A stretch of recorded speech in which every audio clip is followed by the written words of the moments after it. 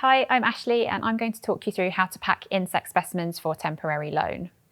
So what you're going to need is a suitably sized specimen box to house your specimens, a polythene bag, packing chips, sticky tape and scissors, a suitably sized shipping box, and entomological pins.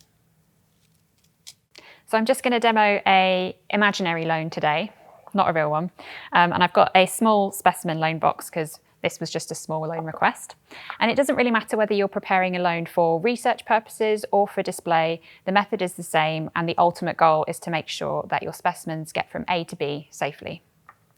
So we're imagining we're doing a little loan of dung beetles today. So I'm selecting my specimens to loan, popping them into the new box. But what we're also going to do is we are going to cross pin these specimens. So these ones are mounted on little cards. And just in case during transit there was any movement, if any of these were a little bit loose on the pin, they could swivel. So we add in supporting pins to make sure that they don't bump into each other. So I just place a pin either side of the card mount just to give it that bit of support.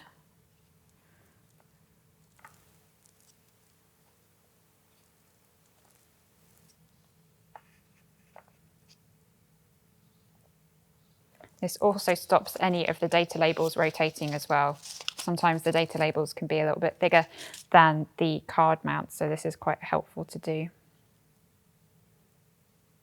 Okay, so 3 spaced out specimens in here with their supporting pins.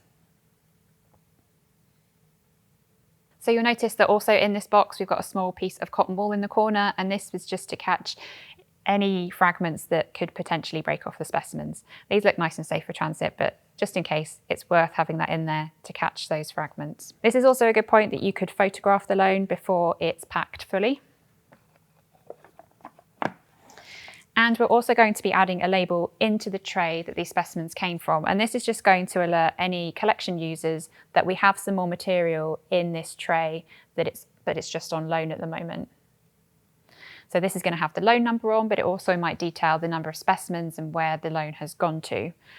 And at this point, you'll also want to update your collections management system with that information and ready your loan paperwork. So I have this ready. We're going to pop the specimen loan box into a little polythene bag, and this is just going to provide a little bit more of a barrier to any pest hazards during transit.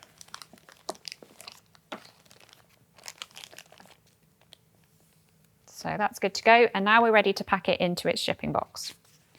So your shipping box needs to be a nice robust cardboard box, and it needs to be quite a bit bigger than your specimen box.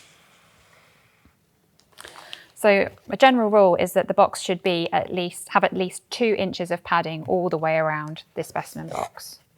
And what you want to do is first fill the base of the box with chips, these polystyrene packing chips, and place your loan box in the center.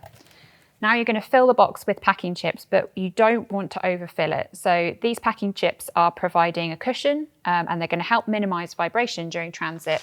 So you don't want to overfill it. You want to have a bit of room for movement within the box so that it can take any impact. Just going to fill these in. So don't push them down and don't overfill. So that's enough.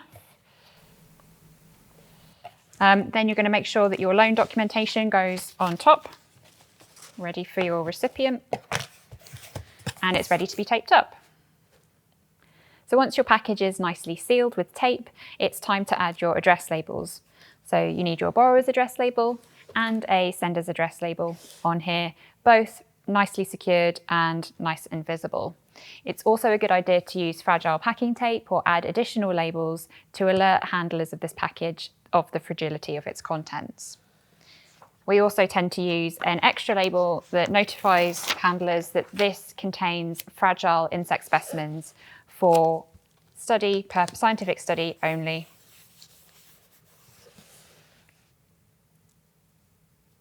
For international loans, it's essential that you complete the relevant customs documentation and attach this to the box as well. So please check the training notes for guidance on this.